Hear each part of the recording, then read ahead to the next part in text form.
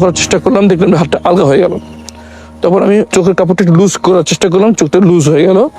আমি চোখের নিচ দিয়ে এদিক ওদিক তাকালাম, তাকে দেখলাম যে পিছনে এরকম ঝোপঝাড় আর দূরে একটা আলো দেখা যাচ্ছে আর কি।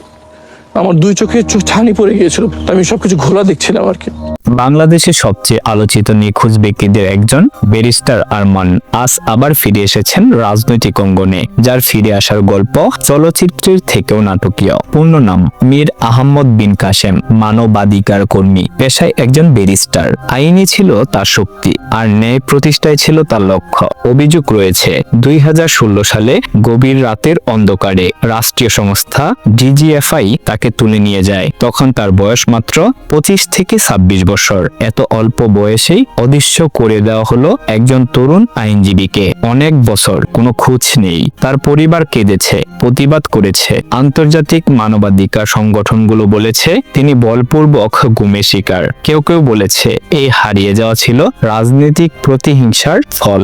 ব্যারিস্টার আরমানের আরেকটি পরিচয় আছে যা তাকে আরো আলোচনায় এনেছে। তিনি হলেন মুক্তিযুদ্ধের সময় যুদ্ধ অপরাধের অভিযোগে মৃত্যুদণ্ডপ্রাপ্ত জামায়াত নেতা মীর কাসেম আলীর ছেলে। বাবার বিচার চলাকালীন ব্যারিস্টার আরমান নিজেই ছিলেন আইনি টিমের সদস্য।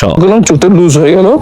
বিচারের শেষ পর্যায়ে হঠাৎ তিনি হয়ে গেলেন নিখোঁজ। কেউ জানে না কোথায় ছিলেন ব্যারিস্টার আরমান সেই বছরগুলোতে। বেঁচে আছেন কিনা, দেশে আছেন নাকি দেশের বাইরে। অনেক বছর পর তিনি ফিরে এসেছেন। ফিরে এসেই সরাসরি রাজনীতির মাঠে ঢাকা 14 আসনে প্রার্থী হয়ে আবার আলোচনার কেন্দ্রবিন্দুতে। অনেকে বলেছেন এই ফিরে আসা শুধু ব্যক্তিগত নয়, এটি হচ্ছে একটি রাজনৈতিক বার্তা, একটি দাবিয়ে রাখা কণ্ঠের ফিরে আসা, একটি তরুণ নেতৃত্বের শুরু। ঢাকা 14 এর রাজনীতি বছরের পর বছর একই মুখ, একই প্রতিশ্রুতি। সেখানে একজন নতুন প্রজন্মের আইনজীবীর আবির্ভাব। তা কি পরিবর্তনের ইঙ্গিত দিচ্ছে না? তার সাহসী অবস্থান, তার হার না মানা গল্প, তার প্রত্যাবর্তন নতুন প্রজন্মের মধ্যে সৃষ্টি করেছেন নতুন প্রত্যাশা। তুমি কি মনে করো ব্যারিস্টার আরমান পারবেন ঢাকা 14কে বদলে দিতে? তিনি কি পারবেন হারিয়ে যাওয়া অধিকার? গণতন্ত্রের কথা আবার জোরে বলতে ইতিহাস বলে প্রত্যেক বড় পরিবর্তনের শুরু হয় একজন তরুণের হাত ধরে। ব্যারিস্টার আরমান কি সেই ব্যক্তি? বাকিটা জানতে হলে অপেক্ষা করতে হবে। আরো এমন ভাইরাল ভিডিও পেতে আমার ফেসবুক পেজ ফলো করুন আর ইউটিউব চ্যানেল RS রাকিবুল ইসলাম সাবস্ক্রাইব করতে ভুলবেন না।